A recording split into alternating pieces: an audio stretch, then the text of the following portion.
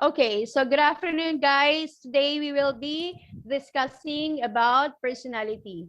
So let's see and discuss what is personality all about.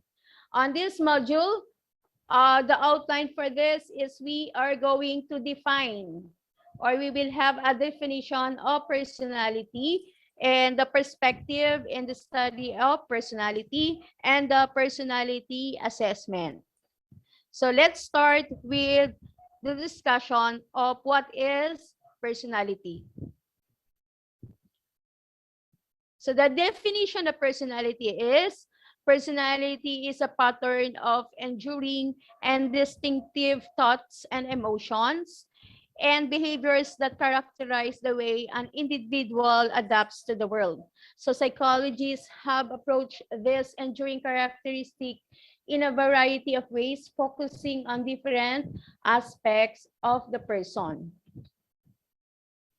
We have also the perspective in the study of personality. We have the one of the perspective is what we call the psychodynamic perspective. What is this? This emphasizes that personality is primarily unconscious or is beyond awareness. Thus, enduring patterns that make a personality are largely unavailable to our conscious awareness, and they powerfully shape our behaviors. So psychodynamic theories stress the role of early childhood experiences that shape our earliest conceptions of ourselves and others. So basically, the early childhood experiences mold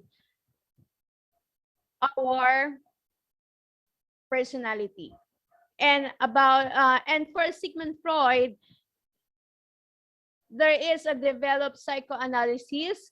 His approach to personality through his work with patients suffering from hysteria. When we say hysteria, it refers to the physical symptoms that have no physical cause. For instance, a person might be unable to see even with the perfectly healthy eyes, or unable to walk despite having a good health. Okay, so for the perspective in the study of personality, there are different structures of personality. So Freud said and called the structures of personality as the id, ego, and superego. So there are three structures: the id or it, the ego or the I, and the other one is the superego above I. What is id? Id consists of unconscious drives and is the individual reservoir of sexual energy. So that it is a pool of amoral and often wild urges pressing for expression. The id works for the pleasure principle. Then we have another structure of personality, which is the ego or the I, the Freudian structure of personality that deals with the demand of reality. So it abides by reality principles, and it tries to bring the individual pleasure within the norms of the society. So the ego helps us to test reality to see how far we can go without getting into trouble and hurting ourselves. So the third structure is what we call the superego or above I. For the above I, the harsh internal judge of our behavior. It is reflected that if we often call conscience and evaluate the morality of our behavior. Like the id, the superego does not consider reality. It considers only whether the id's impulses can be satisfied in available modern terms. So that's the three structures of personality: the id, the ego, and superego. So for the perspective in the study of personality, we have the defense mechanism. These are the tactics that ego uses to reduce anxiety by unconsciously distorting reality. So under this defense mechanism, we have the denial, we have displacement, we have sublimation, and we have repression. The first one, which is denial, is the most primitive defense mechanism in which the ego simply refuses to acknowledge anxiety-producing realities. For example, a man might refuse to accept his diagnosis of cancer. That's one of the denial, a form of denial. And then we have what we call the displacement. Under displacement, this is directing unacceptable impulses at a less threatening target. For example, an employee was reprimanded by his boss and yelled to his innocent son at home. Sorry, he yelled to his innocent son at home. So this displacement is another example of the under the defense mechanism. So the third one is sublimation. For the sublimation is a special form of displacement in which the person expresses an unconscious wish in a socially valued way. And such a boxer who sublimates his aggressive drive in the ring. So another one is what we call the repression. Repression is the most powerful and pervasive defense mechanism. It pushes unacceptable id impulses back into the unconscious mind. Repression is the foundation for all the psychological defense mechanisms, which goal is to represent threatening impulses, that is to push them out of awareness. All right, so let's go on with another perspective in the study of personality is the Horney's socio-cultural approach. And what is this? So Karen Horney rejected the theoretical psychoanalytic concept that anatomy is destined and cautioned that some of the Freud's most popular ideas were only hypotheses. She insisted that this hypothesis be supported with observable data before being accepted as a fact. She also urged that social cultural influences on personality developed should be considered. She also believed that need for security, not for sex, is the prime motive of human existence. And another one is the Jung's analytical theory. Freud, contemporary Carl Jung, shared Freud's interest in the unconscious, but he believed that Freud underplayed the unconscious mind's role in personality. That is, the collective unconscious is Jung's name for the impersonal or the deepest layer of the unconscious mind, shared by all humans being because of their common ancestral past. So he also posited that collective unconscious contain archetypes which pertain to emotionally laden ideas and images that have rich and symbolic meaning for all people. He also concluded that these archetypes emerge in art, literature, religion, and dreams.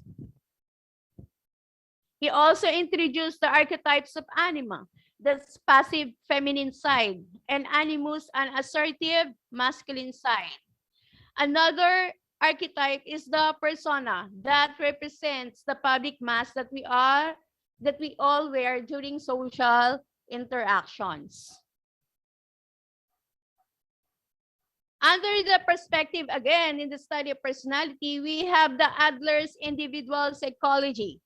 For the Adler's individual psychology, this individual psychology posits that people are motivated for purposes and goals. Thus, perfection, not pleasure, is their key motivator. Adler urged that people have the ability to take their genetic inheritance and their environmental experiences and act upon them creatively to become the person they want.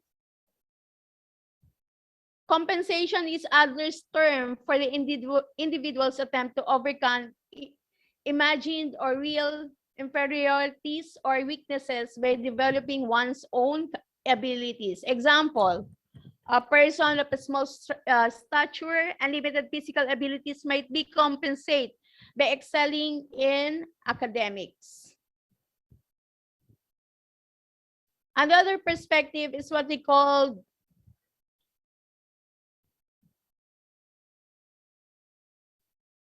the humanistic perspective. Under the humanistic perspective, stress person's capacity for personal growth and positive human qualities. Humanistic psychologists believe that we all have the ability to control our lives and to achieve that we desire. So under this, Abraham Maslow, a leading architect of the humanistic movement, according to Maslow, self-actualization is the motivation to develop one's full potential as a human being. A person at this optimal level of existence would be tolerant of others and have a gentle sense of humor and be likely to pursue the greater good. Another perspective is under Carl Rogers, that he believed that we are all born with the raw ingredients of a fulfilling life. We simply need the right condition to thrive. Each person is born with natural capacities for growth and fulfillment. Under Rogers, there is an unconditional positive regard. It is Rogers' term for being accepted, valued, and treated positively regardless of one's behavior. So conditions of worth are the standards that we must live up to in order to receive positive regard. We have also the trait perspective. Under this, according to trait theories, personality consists of broad, enduring dispositions or traits that tend to lead to characteristic responses. Thus, we can describe people as outgoing, friendly, private, or hostile. Gordon Allport is referred to as the father of American personality psychology.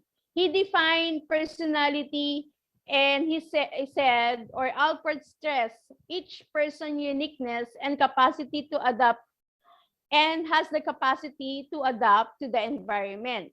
For Allport, the crucial unit for understanding personality is the trait.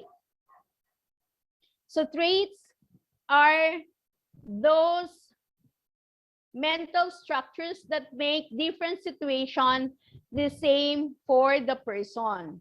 So Allport's definition of traits implies that behavior should be consistent across different situations. There are 5-factor model of personality. Under this, the big 5 factors of personality are broad traits that are thought to describe the main dimensions of personality, such as neuroticism, extraversion, openness to experience, agreeableness, and conscientiousness. So under the neuroticism are the tendency to worry and experience negative emotions. A person with low level of neuroticism is calm, secure, and self-satisfied. For extraversion, or more likely than others to engage in social activities or experience gratitude, shows strong sense of meaning in life, and are more forgiving. Okay, so the openness for,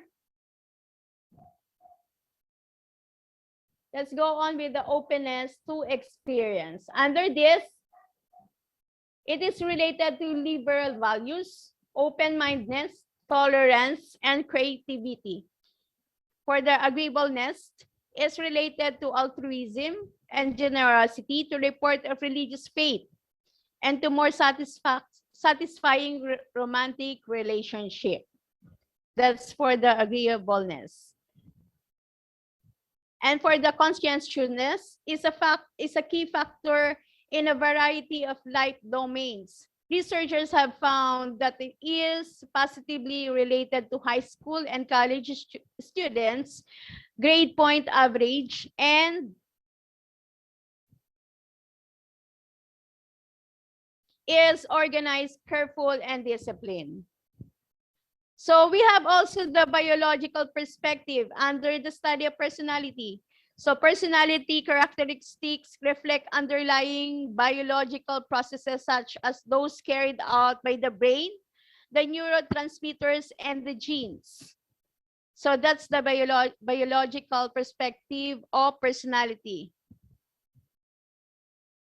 Under this, we have the NSENC, suggested that the brain's reticular activation system plays a role in introversion or extroversion. He thought that of these traits as the outward manifestation of arousal regulation.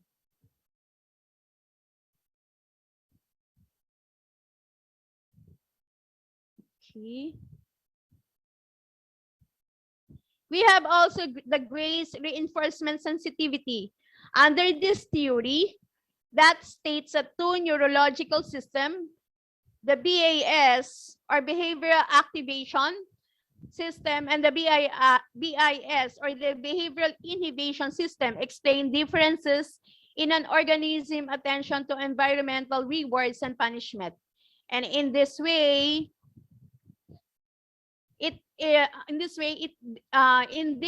shape your personality.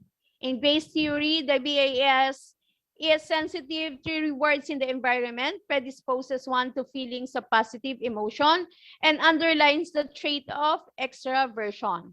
In contrast, the BIS is sensitive to punishment and is involved in avoidance learning. It predisposes the individual to feelings of fear and underlines the trait of neuroticism. So for the personality assessment, this is an understanding personality involves objective and subjective methods such as follows. What are these tests?